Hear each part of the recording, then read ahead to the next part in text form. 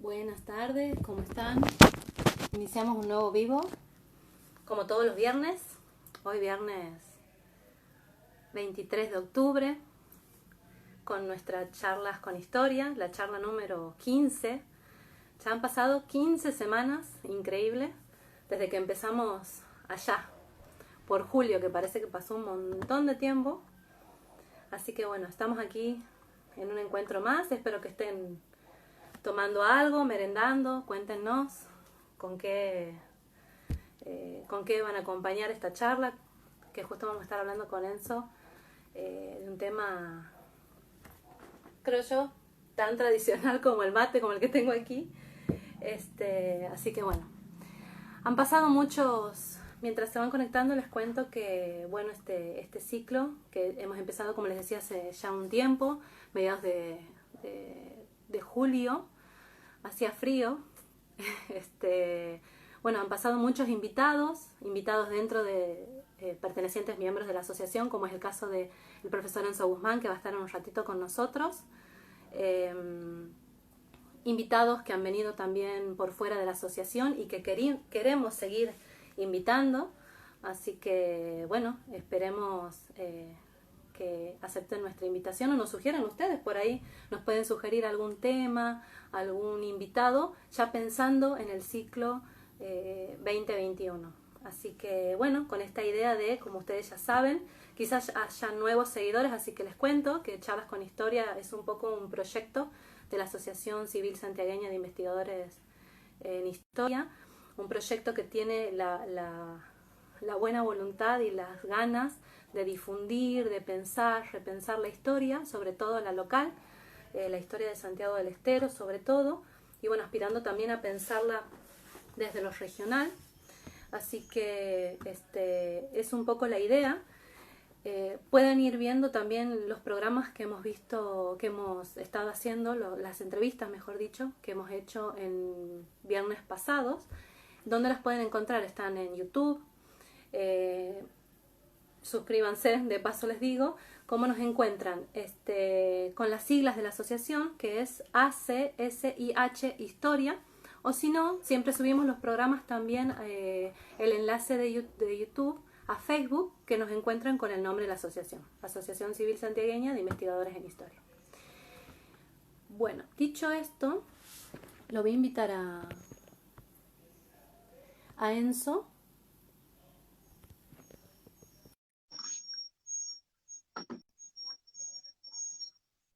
Esperando que Enzo se conecte. Vamos a esperar unos segunditos. Hola, Enzo. Buenas tardes, ¿cómo están? ¿Se escucha bien? Menos. ¿Sí? Yo te escucho bien. A Si del ver. otro lado nos pueden decir cómo nos escuchan, cómo nos ven, Eh, se, se escucha un vayan. poquito lento, pero seguramente la conectividad. Tiene que ver eh, con internet. Los días viernes se pone algo pesado. Yo supongo que mucha gente a esta hora se conecta a está internet, ve conectado. y nos acompañan también, así que bien por eso. Bueno, díganos Bien. cómo se escucha. De paso, mientras nos comentan esto, voy presentándote, Enzo. Contarles a la Bueno, gente. gracias, gracias.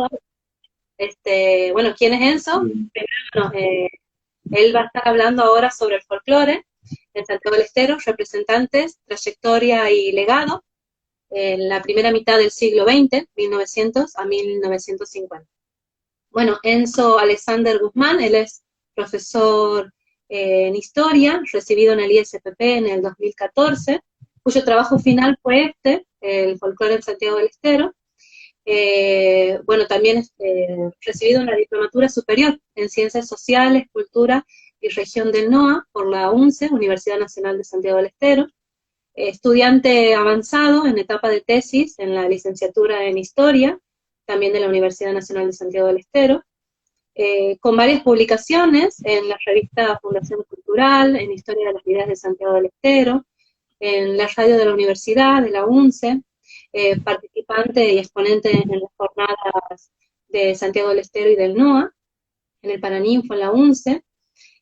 Otras actividades diversas de Enzo como organizador, moderador en las jornadas de historia, integrante, miembro en el equipo de historia de la Facultad de Humanidades y Ciencias Sociales de la Salud, a cargo de la magíster Adriana Medina, presentador de investigaciones, publicaciones en torno a la historia del fútbol, en vísperas de los 100 aniversarios del Club Atlético Central Córdoba, voz del estadio en el partido del centenario del mismo club, miembro, como les decía hace un rato, él es miembro de la Asociación Civil Santiagueña, en la que formamos parte, y bueno, la verdad que es una actividad muy, además de docente catedrático en el colegio, en el Bachillerato Humanista Moderno, Instituto San Jorge, y en el colegio bilingüe.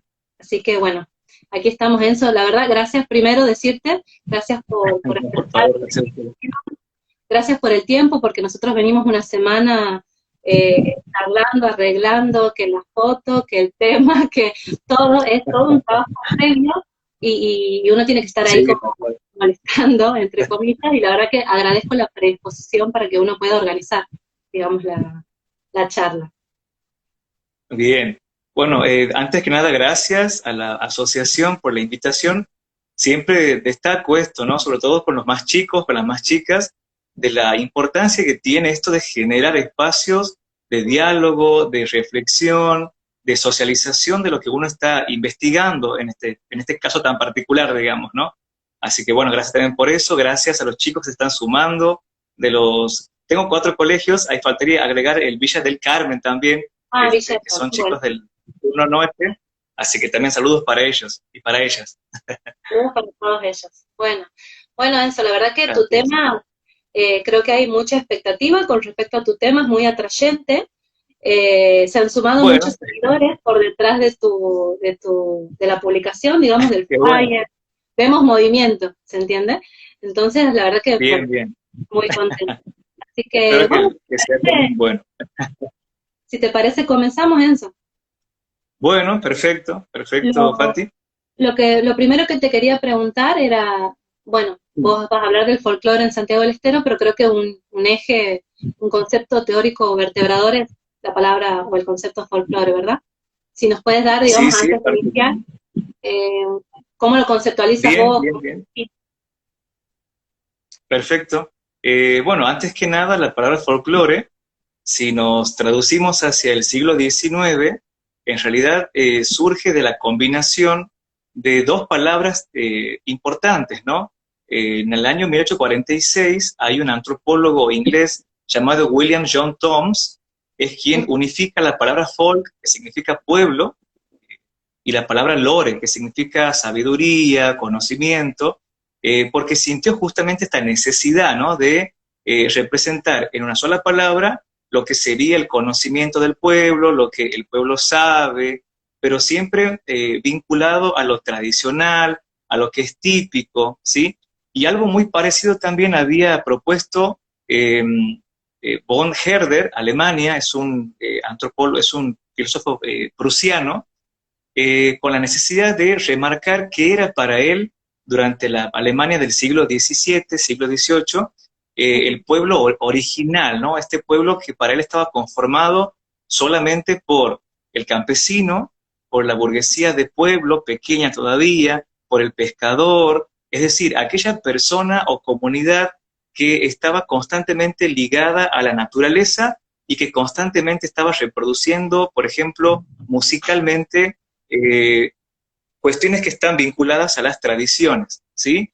Sobre esto también, por supuesto, en nuestro país y particularmente en lo que sería Santiago, habrá intelectuales que van a marcar también esta palabra folclore, pero será después del siglo XX, ¿sí? Antes de lo que es siglo XX no podemos todavía utilizar la palabra folclore, no podemos pensar todavía que estamos hablando de una música típica nacional, todavía no se había configurado esto que se conoce ahora, digamos, ¿no? Uh-huh. Dentro de los eruditos o de los intelectuales provinciales, me gustaría simplemente compartir textualmente lo que dice, por ejemplo, Augusto Raúl Cortázar. Él nos dice que folclore es un conjunto de expresiones culturales de vigencia tradicional de una sociedad o grupo, o sea, algo muy similar a lo que estamos viendo recién con William John Thoms y con por Heder, ¿verdad? Ahora, Di Lulo lo hace un poco más científico, digamos, en el sentido de que dice que el folclore es el estudio de las distintas formas culturales tradicionales que son patrimonio de las clases subdesarrolladas de la sociedad actual. O sea, es un poco más academicista quizás Di Lulo, por ende, pero también remarca esto, que es patrimonio de la sociedad subdesarrollada, o sea, hace énfasis en la población marginada, digamos, lo que sabemos de historia, lo que estamos dando clase, generalmente enfatizamos la mirada que tenía un Estado hasta principios del siglo XX con respecto a cierto sector social, digamos, ¿no? Así que Entonces bueno, estaría, hasta el siglo XX, sí, sí, entonces sí. estaría más vinculado el concepto, por lo menos en ese periodo, al pueblo Sí. llano, al pueblo bajo, de alguna forma. Bien, exacto, clase popular diríamos, ¿no? Por ende, Ujú. todo lo que, a ver, no solamente la cuestión musical que estoy trabajando, sino también cuentos, leyendas, picardías, religiosidad, todo lo que diríamos le corresponde a todos y a todas, pero que a su vez no le pertenece a alguien en particular. Claro, es colectivo, digamos, Exactamente. claro. Ahora, sí. Sí, sí, continúa.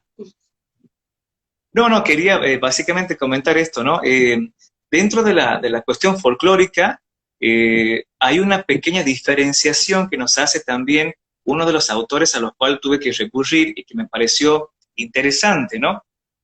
Hago referencia a José Miranda Villagra, que tiene una obra muy interesante. Esta obra se la titula Folclore con mayúscula, mapa folclórico de la provincia del Tucumán. Básicamente, ¿qué es lo que nos intenta decir José Miranda Villagra? Que hay una diferencia entre quien practica, quien ejecuta lo folclórico, desde lo artístico, en los escenarios, por ejemplo, y otra cosa para él es quien estudia la ciencia del folclore. Por ejemplo, de Lulo, ¿sí? En mi caso me he centrado en dos personajes, si se quiere, históricos que a mi forma de comprender han sido exitosos como folcloristas y sobre todo también como folclorólogos o como estudiosos de la ciencia folclórica, ¿sí? Claro, Que son justamente Andrés Chazarreta y los hermanos Ábalos. los hermanos. Bien.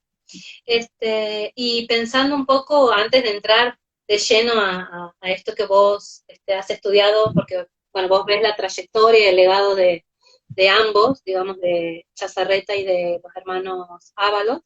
Antes de eso, se Sí. podría hacer como sintéticamente contextualizarnos, situarnos en el tiempo, hablando de, bueno, la mitad del siglo XX, qué sucedía a nivel internacional, nacional, si tiene que ver con el accionar de ellos, para entenderlo un poco en el contexto.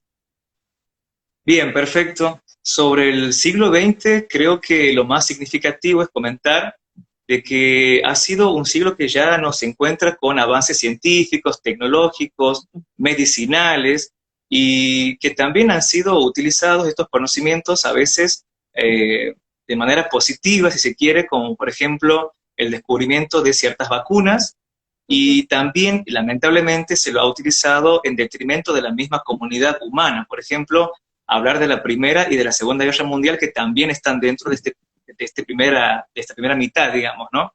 Claro. Ahora, lo que tiene que ver en cuanto al contexto internacional y que está ligado con el trabajo que estoy hoy presentando, tiene que ver con un movimiento que también nace entre el siglo XIX y siglo XX, fundamentalmente en los países que había nombrado antes, Inglaterra y fundamentalmente Alemania, ¿sí?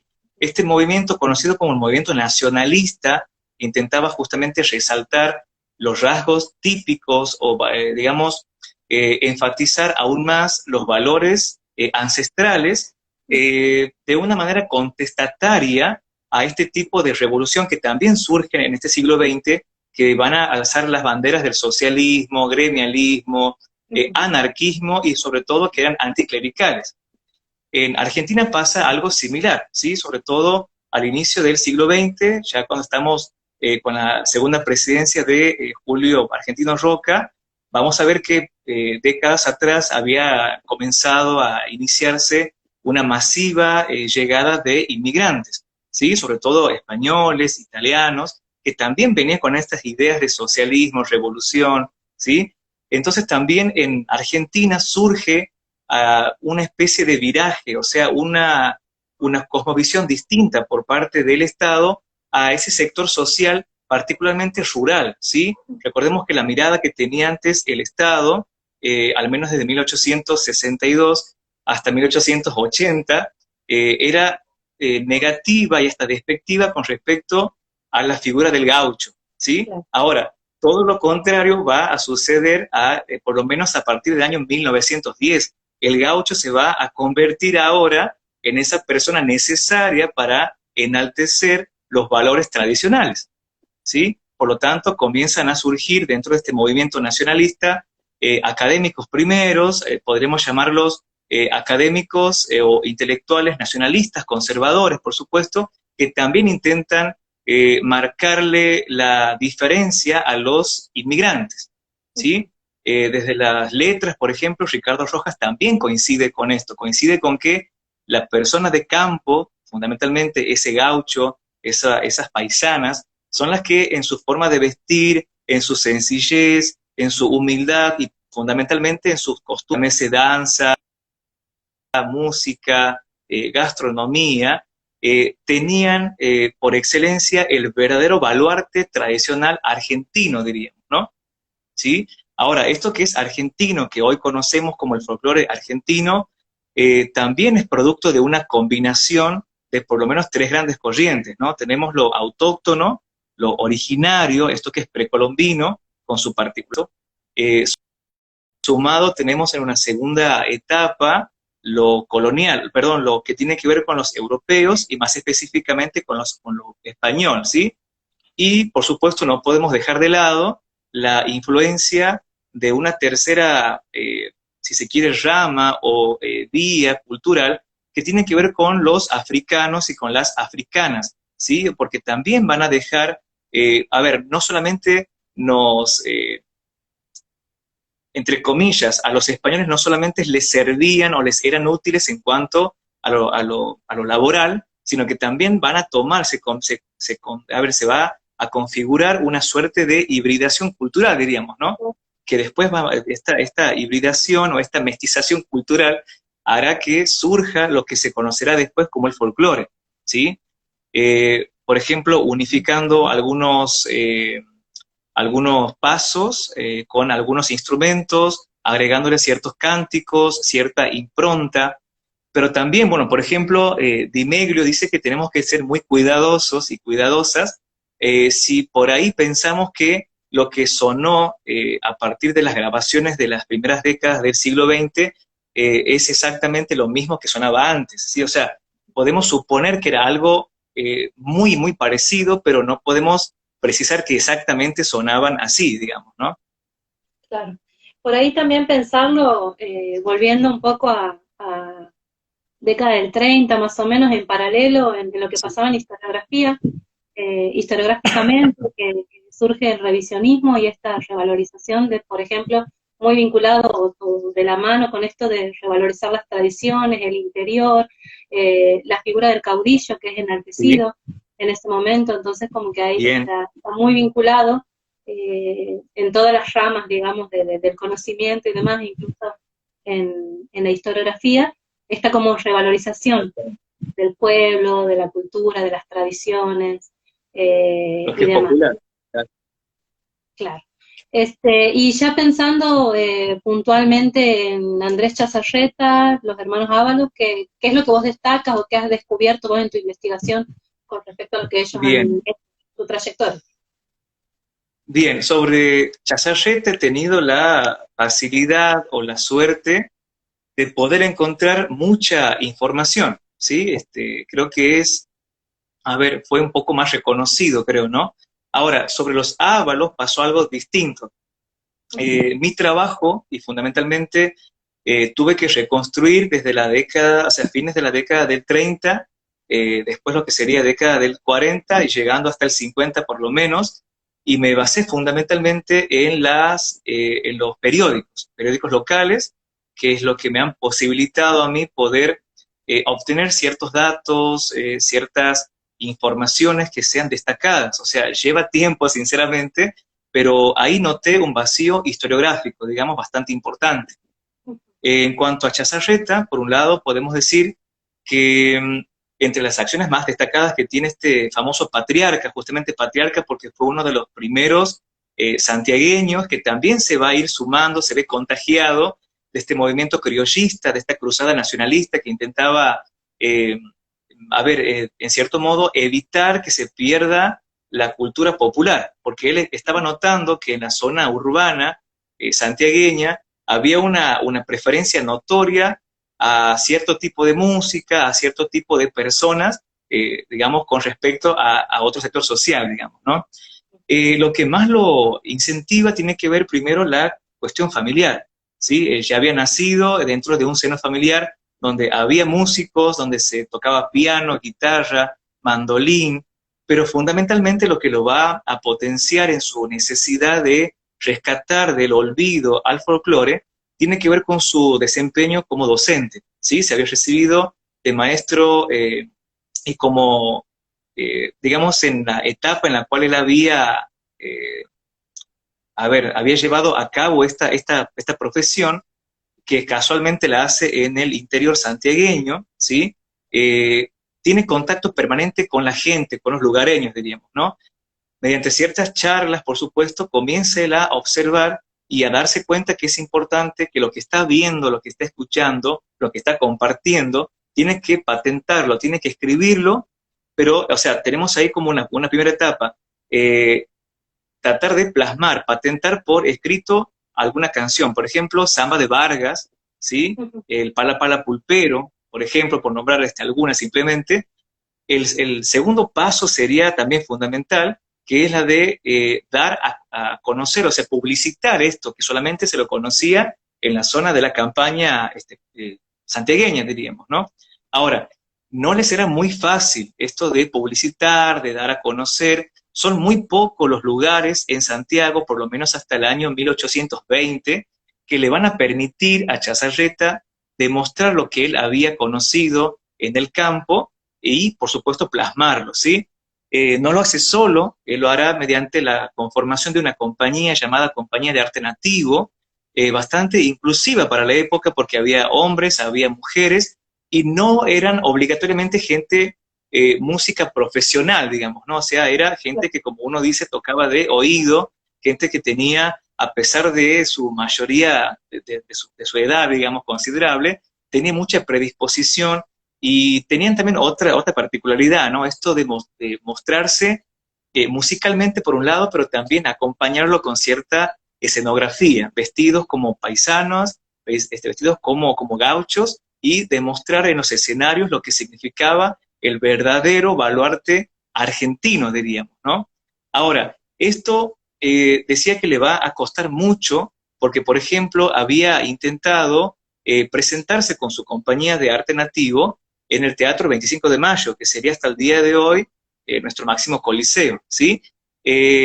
La circunstancia de este contexto todavía no le permite a Chazarreta y a su compañía de arte nativo ingresar, ¿sí? Si me permiten textualmente, la contestación que se le hace a Chazarreta es la siguiente.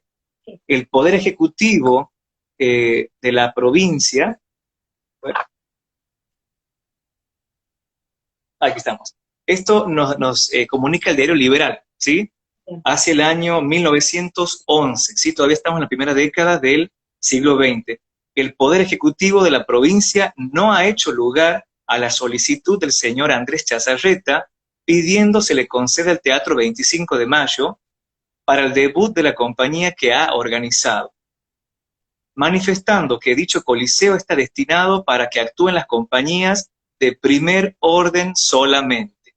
Con tal motivo, el señor Chazarreta contratará el pasatiempo del águila. O sea, textualmente, ahí podemos darnos cuenta de cuál era entonces la visión desde el Estado, ¿sí? Es un Estado que, por supuesto, está actuando o intenta ser lo más parecido a un país del extranjero, llámese Estados Unidos, llámese Italia, Inglaterra, o sea, ser lo más europeizante posible, totalmente contrario a estas ideas populares, típicas, y que son muy representativas de un sector social fundamentalmente, ¿no?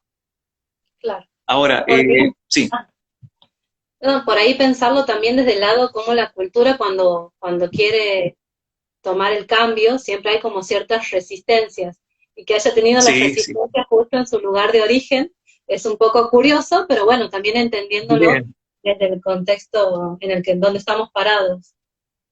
bien, bien, sí, es así. Creo que estas puertas se comienzan a abrir después del año 1821, en realidad, ¿no? Porque es un año clave. Chazarreta igual va buscando otros lugares, otros escenarios, obviamente con un público bastante acotado porque tampoco había colaboración por parte de los medios masivos de comunicación, radiodifusión, algunos periódicos también. eh, entonces, tendrá que buscar por otros caminos, tendrá que seguir buscando, y tiene la suerte, prácticamente 10 años después, en Buenos Aires, de presentarse, o sea, logra contactarse con gente que tenía, una apertura en cuanto a su pensamiento distinta de la que teníamos aquí, digamos, ¿no? Quienes son justamente los que le van a posibilitar, primero, una presentación en privado para periodistas, algunos fotógrafos y ciertos miembros de las élites porteña en el Teatro Politeama, ¿sí? Para sorpresa fue un total éxito, ¿sí? Entonces, estos 4 o 5 conciertos que tenía pensado hacer Chazarreta pasarán por lo menos a un número de 40 presentaciones, ¿sí? Por supuesto que esto va a generar una gran revolución en Buenos Aires y también, por supuesto, en nuestra provincia, ¿sí? O sea, a partir de la visibilización que tiene Chazarreta, su compañía de arte nativa y por ende lo que plasmaban en los escenarios, va a tener una consideración distinta por parte de las esferas gubernamentales, ¿sí? Ahora sí van a haber puertas abiertas para Chazarreta y para su compañía de arte nativo también. Ahora, de forma paralela también pasa algo similar en Buenos Aires, con un género musical que hoy lo conocemos y creo que nos representa a nivel nacional, que es el tango. El tango también había sufrido, entre comillas, si se quiere, este tipo de mirada despectiva, esta discriminación, a tal punto que llegó a ser considerado una música prohibida, por sus pasos, por el acercamiento que había entre la pareja que estaba justamente bailando, en sus letras, esto de no temerle a nadie al momento de tener que expresar alguna idea, concuerde o no concuerde con esa autoridad política vigente, por ejemplo. Entonces también tiene, he logrado, digamos, ahí hacer un pequeño paralelismo entre lo que es folclore, sobre todo en Santiago y en la zona rural, con lo que sería el tango en plena capital porteña. También, si digamos, va a ser discriminada y en cierto modo lo de Chazarreta en el año 21 impacta positivamente porque comienzan también a surgir personalidades que después se convertirán en los principales puntales que van a llevar al tango a otro nivel, diría, ¿no? Uh-huh. Dentro de la... Sí. Te quería preguntar quiénes eran estas personalidades que le dan una mano, vamos a decir así, a Chazarreta, si los tienes así detectados. Bueno, ahí tenemos para nombrar en la investigación, si bien Ricardo Rojas acompañaba a este movimiento desde las letras, se sabe también que fue el contacto o el intermediario entre los dueños del Politeama y en este caso también Chazarreta, o sea, acompañándolo, o sea, sabiendo cuál sería su intencionalidad cultural, logra, digamos, gestionar esta facilidad o esta posibilidad de demostrar lo que ellos querían que el mundo sepa, porque esto queda primero a un nivel provincial, pero también tiene amplia repercusión a nivel regional, nacional y también hasta un nivel mundial. Uno dice mundial, sí, el folclore santiagueño recorrió Canadá, Estados Unidos, Paraguay, Uruguay, Japón, hasta el día de hoy, ¿sí?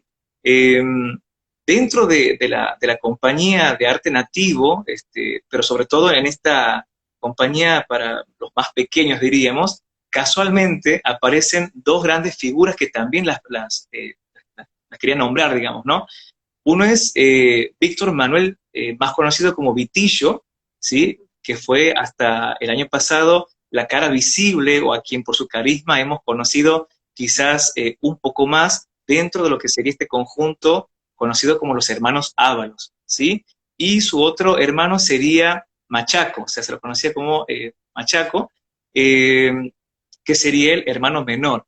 Este dato que quería compartir me permite a mí comprender también que los hermanos Ábalos son, en cierto sentido, unos herederos directos de lo que había comenzado a gestar Chazarreta, ¿sí? Habían transmitido, se habían empapado de esta cuestión cultural provincial, nacional después, y también casi de una forma idéntica van a ser, y con palabras textuales puse ahí, los segundos pilares, ¿sí? Si se quiere, en la cuestión de rescatar del olvido al folclore, ¿sí? Eh, los hermanos Ábalos también habían sido, visiblemente conocidos a partir del año 1939. Año 39 es un año clave, pero su éxito comienza recién a partir de entre el 41 y el 42. Y esto es una cuestión clave.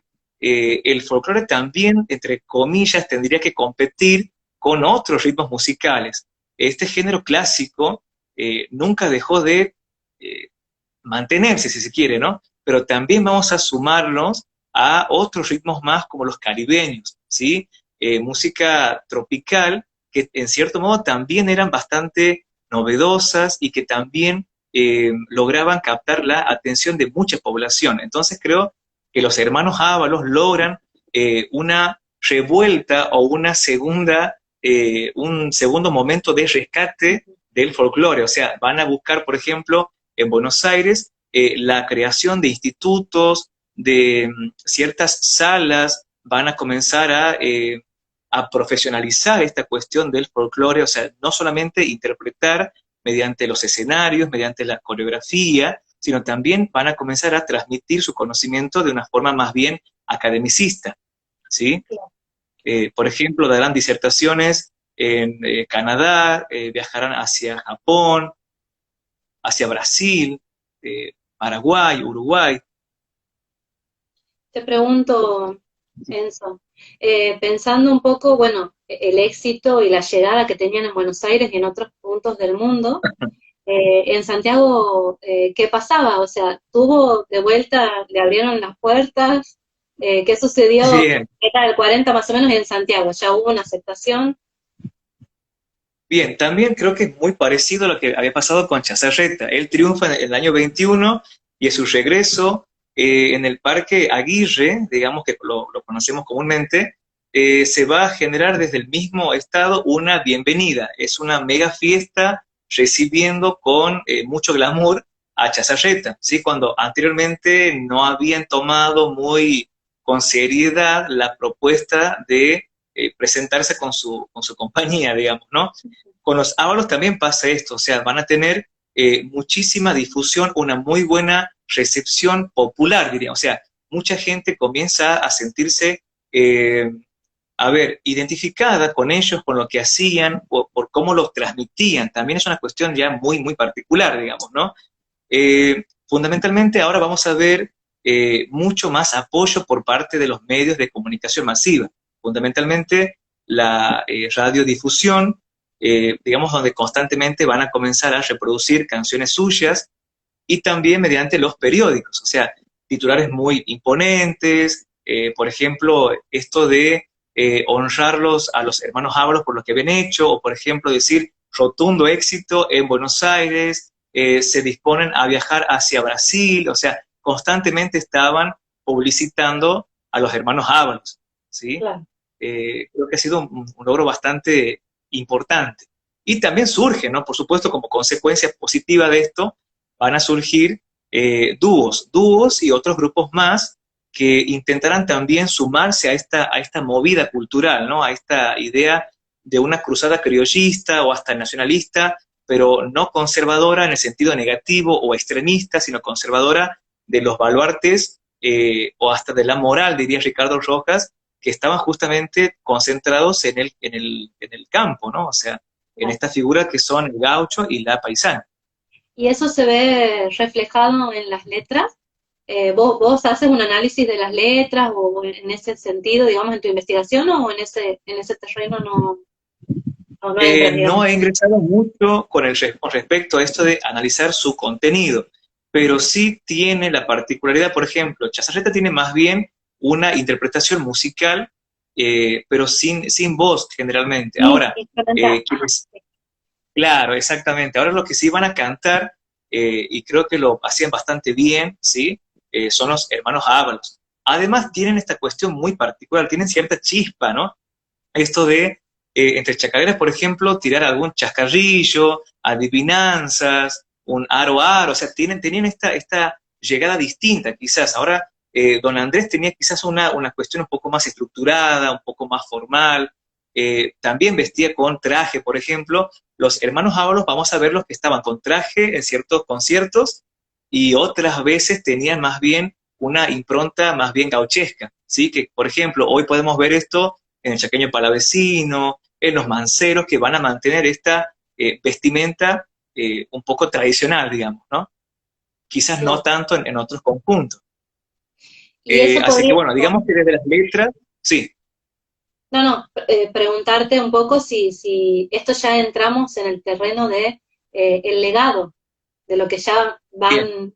van, cómo vamos heredando todo esto que ellos inician, cómo lo toma el resto, la siguiente generación. Bien, en realidad, bueno, la primera herencia o el primer legado que he intentado denotar ha sido el de los hermanos Ábalos. O sea, por un lado se convierten en herederos directos, ¿sí? Y como segunda cuestión, también se van a convertir en promotores con sus ciertas particularidades, con su cierto carisma, y también se van a convertir en un grupo musical santiagueño que también dejaría su legado musical, digamos, ¿no? Por ejemplo, dentro de lo que son los hermanos Ábalos, constantemente vamos a ver en las últimas apariciones públicas que tuvo Vitillo, que constantemente él comentaba esto, que más allá de que él haya representado junto a sus cuatro hermanos el folclore musical, igualmente él se mantenía abierto a conversar o hasta a hacer música con otros géneros musicales.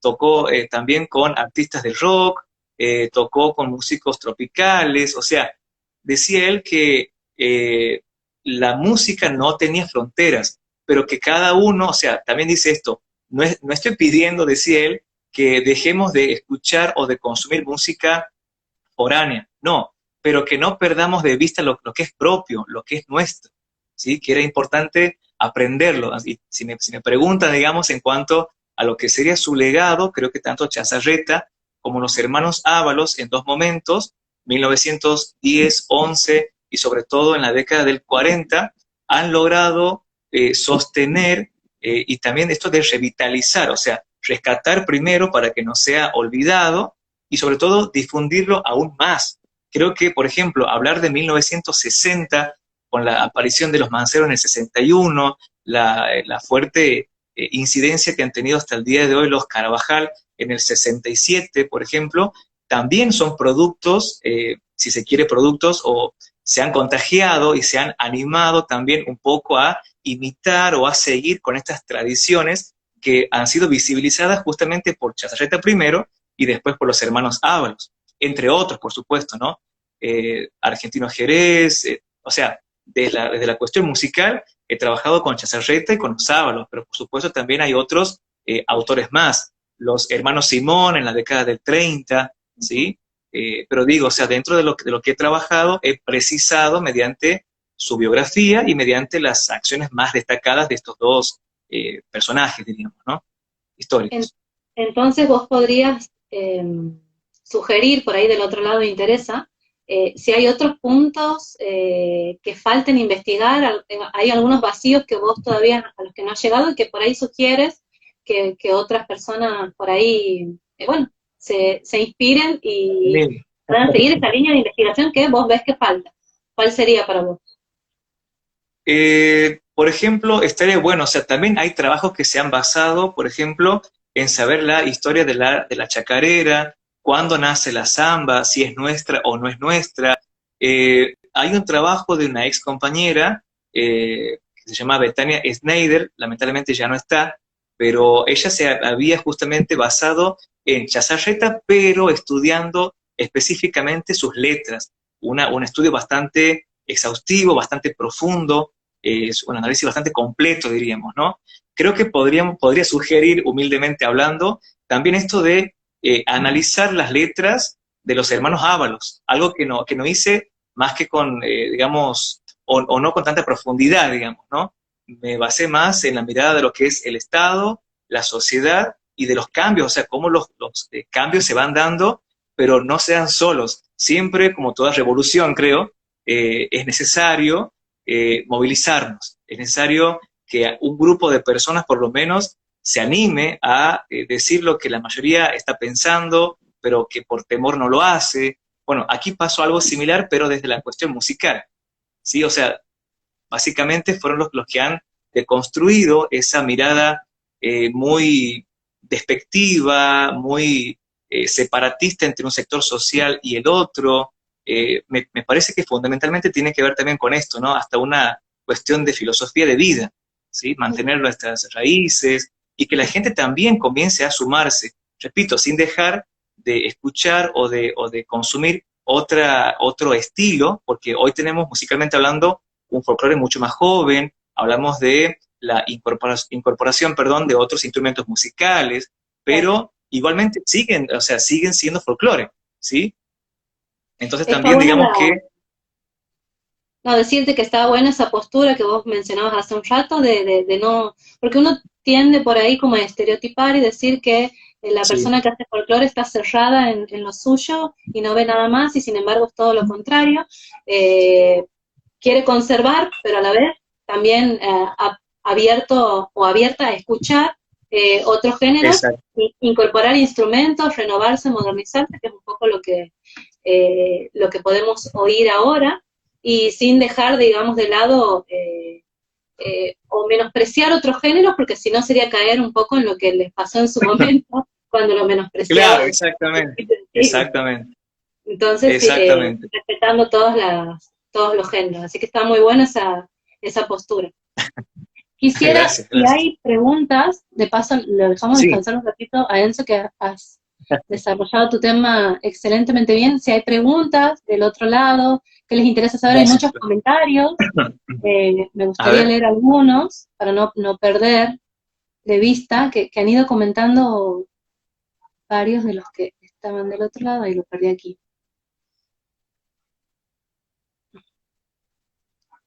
Aquí decía Marita Jiménez, la historia de los primeros de nuestro canto y el baile fue allá por el 21 de Santiago, sale con don Andrés Chazarreta, viéndose a Buenos Aires. Bueno, agradecemos genial, del otro lado genial. que Sí, comenten, si tienen preguntas, es el momento, estamos entrando en los últimos minutos. Te quería preguntar, Enzo, porque también nos interesa un poco cómo es el proceso de investigación, porque creo que es muy valioso. Del otro lado hay muchos estudiantes que por ahí no saben qué investigar o cómo se empieza por este camino, y todos hemos empezado desde cero con las mismas dudas, y bueno, uno no nace sabiendo ni siendo se entiende, o sea, uno empieza en un momento. Entonces, preguntarte por ese camino, cómo has empezado, por qué has elegido esta investigación. sí, bueno, en realidad, desde una cuestión familiar, y creo que lo había también nombrado un poquito ayer, me gusta mucho lo que es la música folclórica, escucho variada música, por supuesto, pero si me lo preguntan, soy más de la cuestión folclórica, así, digamos, tradicional, eh, pero fundamentalmente también tiene que ver con una etapa de vida en la cual, bueno, estaba ya cursando las últimas materias y nuestra carrera, por ejemplo, o de los que somos de esta camada, sabemos Claro, que tenemos que buscar un tema, investigarlo y, a ver, tratar de plantear los pasos que son típicos de una investigación científica. Entonces, bueno, me parecía muy buena la posibilidad, lleva tiempo, de hecho, pero es algo totalmente grato, porque después permite justamente esto, ¿no? Compartir, socializar, y bueno, digamos que he intentado unir estos pasos de una investigación científica con un tema que tanto me gusta, que es la cuestión folclórica, digamos, ¿no? Dentro de lo que es metodológico, si se quiere, lo mío pasa por un trabajo cualitativo, es exploratorio, descriptivo. Me tuve que basar, como recién decía, en el estudio biográfico de los hermanos Ábalos y antes de Chazarreta. Me costó conseguir, digamos, más información sobre los Ábalos. Ahí también podría sugerir que si alguien quisiera también sumarse, bienvenido sea, ¿sí? Porque creo que, y ya es una crítica personal, digamos, ¿no? Creo que los hermanos Ábalos no han tenido el reconocimiento realmente meritorio. Si me lo preguntas, es una cuestión muy, muy personal, por supuesto. Hay gente que puede coincidir, gente que no, pero creo que necesita un mayor reconocimiento todavía. Así que aquel o aquella compañera, compañero que quisiera sumarse desde ahí, bienvenido sea también, por supuesto. En cuanto a los autores que he trabajado, no sé si por ahí puedo sugerir algunos autores Sí, que o sea, quisieran saber. preguntarte, bueno, ¿cuáles fueron tus autores como eh, vertebrales, digamos, de tu investigación? Y también las fuentes, ¿qué tipo de fuentes has recurrido? ¿Qué te costó conseguir? ¿Cuáles fueron esas fuentes? ¿Hiciste entrevistas? Eh, ¿Cómo ha sido ese camino, digamos? Bien. Bueno, en mi caso, digamos que tuve que, a ver, perdón, estoy haciendo macana. Ahí está. Uno de los autores más interesantes y poco más pesados que tuve que leer, sobre todo hace unos años atrás, fue Bernardo Canal Feijó. ¿Sí? Canal Feijó, dentro de la obra, que para mí fue una obra cúlmine, Buda, Credo, Culpa, que básicamente tiene que ver con este trabajo sociológico, filosófico, tiene un bagaje bastante profundo, digamos, ¿no? No puedo tampoco dejar de nombrar a Orestes de Lulos, por supuesto. También tomé a otros autores más. Si me permiten comentar por lo menos o sugerirles algunos, quizás hay compañeros o compañeras que también están investigando o que están leyendo y les interesaría un poquito más saber sobre esta cuestión folclórica, ¿sí? Por ejemplo, tomé de Alain Lascano, tomé a Andrés Chazarreta y el folclore, por ejemplo. También tomé Chazarreta, Agustín, El Eterno Juglar, un libro que está prácticamente reconstruido en base a noticias periodísticas a nivel país, que también fue fundamental, la verdad, para poder comprender un poquitito más sobre las acciones más privadas que también tuvo Andrés Chazarreta, ¿no? Tomé, por ejemplo, de Orestes de Lulo, El folclore y Santiago del Estero, del año 1943, un año también bastante importante. Ahí podemos notar con los que estoy nombrando que estos autores también se van a sumar a esta movilización o a esta cruzada criollista, digamos, ¿no? O sea, insisto con esto, yo trabajé desde la cuestión musical, artística, pero también hemos notado que hay gente que se ha sumado desde las letras, desde por ejemplo, algunos empresarios que después darán lugar a esto que conocemos como las famosas peñas, que hoy quizás sea un poco más frecuente, pero para la época no era tanto, digamos, ¿no? Y otro autor, por ejemplo, puede ser Martínez Gramajo, ¿sí? Sí. Tenemos ahí rasgos del folclore de Santiago del Estero, ¿sí? Del año 1980, ¿sí? A partir del 60, sobre todo con Cosquín, digamos que tendremos, perdón, a nivel nacional, otra impronta más todavía a nivel folclórico. Si alguien por ahí está investigando por casualidad, buenísimo todavía, ¿sí? Llegamos hasta el 60, pero como una consecuencia más de todo lo que estoy nombrando, digamos. Aquí, Enzo, hay varias preguntas, así que voy a tratar de leerlas todas y bueno, y Enzo dará sus respuestas no muy extensas, por favor, para que lleguemos con el tiempo porque son menos 10, Bien, pero bien. bueno, por ahí tranqui llegamos. Aquí, Sí. Ro Morel 21 pregunta, ¿de qué depende poder encontrar material de investigación? ¿De qué depende? Bueno, ahora estamos dentro de un contexto que se nos dificulta un poco, más allá de que estamos ya en una era de la tecnología, que podemos contar con PDFs, con ciertos sitios que son seguros, académicos. Creo que también depende mucho de la mirada de los investigadores. Hay ciertos investigadores que, por supuesto, se interesan por otras cuestiones. Quizás en el mismo periodo vamos a encontrar datos de la cuestión política, desde lo económico, pero quizás no haya tanto de esto que estamos hablando ahora. Fundamentalmente digo, ¿no? Fundamentalmente con los hermanos Ábalos. Me costó muchísimo encontrar algo de esto. Tuve que estar mucho tiempo leyendo en hemeroteca, por ejemplo, pasar por los archivos como para ver si podía encontrar algo que me permitiese, perdón, reconstruir esto, ¿no? Esta etapa, que tampoco es mucha, son solamente 21 años de los hermanos Ábalos. Claro.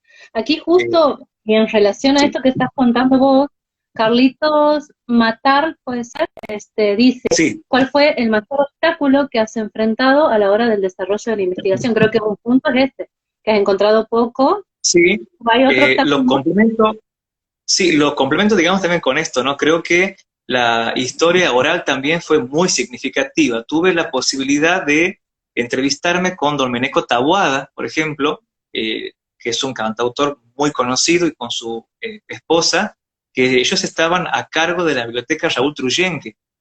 Ha sido para mí un sitio fundamental, porque ellos me han contado y hacían que pudiera ver lo que estaban contando con esta facilidad. Por ejemplo, ¿qué era esto de un circo criollo? Un circo criollo, o qué era esto de estos carnavales santiagueños, la importancia de el Parque Aguirre, también cuando se llamaba Parque de los Grandes Espectáculos, donde cada uno iba con su gracia, cantar, bailar, hacer algo que realmente sabía, para intentar también ser conocido, digamos, ¿no? Creo que desde la historia oral también podemos reconstruir mucho. En mi caso fue muy valioso estas entrevistas para poder intentar conseguir más datos, digamos, ¿no? Claro. Si no, era bastante complicado. Un poco otra pregunta de fuentes, aquí Marita Jiménez 16 pregunta, ¿cuáles son los diarios que pudiste consultar? Creo que has mencionado el Liberal en un momento, otro Sí, diario. mencioné el Liberal. También he tomado otras referencias más. Eh, a ver, textualmente he tomado Diario La Hora, Uh-huh. ¿sí? Y dentro de este compilado de periódicos a nivel nacional y provincial que hace Agustín Chazarreta, también encontramos otros periódicos más, ¿no? A ver, tengo aquí algunos datos más. Bueno, mientras vas buscando, te leo una más, Aquí está. una pregunta más. Bien, perfecto, perfecto. ¿Has encontrado? Si no, te leo esta. Tengo Diario La Hora, tengo Diario El Liberal. No estoy encontrando ahora los otros datos, pero prometo pasar lo que por ahí necesitan, ¿sí? Bueno, pues los sugerimos a las personas que están interesadas y por ahí lo ven en Bien, diferido bien. después, que hagan preguntas en los Sí, por comentarios. mensaje por privado, sí, También, sin ningún problema. y Enzo puede completar, digamos, esa información, Sí, pero cómo no. fuentes son muchas, digamos, en cuanto a diarios. Aquí hay otra que dice, en esta mestización cultural, ¿qué ocurre con los grupos minoritarios? Ay, perdón que... Tachi, ay, perdón si lo leo Bien, mal. Tachi Katata pregunta sobre los tobas puntualmente. ¿Qué pasa con esos grupos minoritarios dentro de esa mestización cultural? claro. Pasa que recién había nombrado a Domenico Taboada. Entonces también, digamos, se ha convertido en una personalidad conocida dentro de lo que es el ambiente folclórico, digamos, por cantar también aquí en los tobas, ¿no? Volviendo a lo de Ámbar, que de paso también la voy a saludar a mi alumna. Ámbar, ¿cómo estás? Bueno, con respecto a esta pregunta, digamos que ese grupo minoritario se convierte justamente o está representado por lo tradicional, o sea, más allá de ser una población masiva, porque estamos hablando de clase media y hasta de una clase baja, digamos, no habían encontrado todavía ese norte o algo que los pudiese representar. Anteriormente sí, por ejemplo, habíamos visto esto de los caudillos, que si se convierten también, por supuesto, sobre todo a partir de la década del 20, en el siglo XIX, en estos principales líderes. Creo que van a encontrar con la música y con los representantes, entre ellos Argentino Jerez, hablo de Chazarreta, por supuesto de los hermanos Ábalos, creo que van a encontrar su representación ahí, y dejarán de ser minoría y pasarán a ser una, o considerados desde lo que es en este caso el Estado, una cultura popular mucho más vigente que antes. Por ejemplo, si hablamos de la década del 40, década del 50, ya es común que el Estado, por ejemplo, comience a propiciar estudios o institutos que van a estudiar y que van a difundir la cuestión folclórica. Academias, tenemos peñas, grandes encuentros folclóricos, cosa que antes no pasaba con mucha frecuencia, diríamos, ¿no? Bien. Así que desde ese punto creo que dejaron de ser minoría, Claro. me parece. Aquí una última pregunta, que es Martín Vanegas, nos dice que se llama, Sí. ¿qué archivos digitalizados se pueden consultar en Santiago? ¿Vos tienes archivos digitalizados para tu investigación?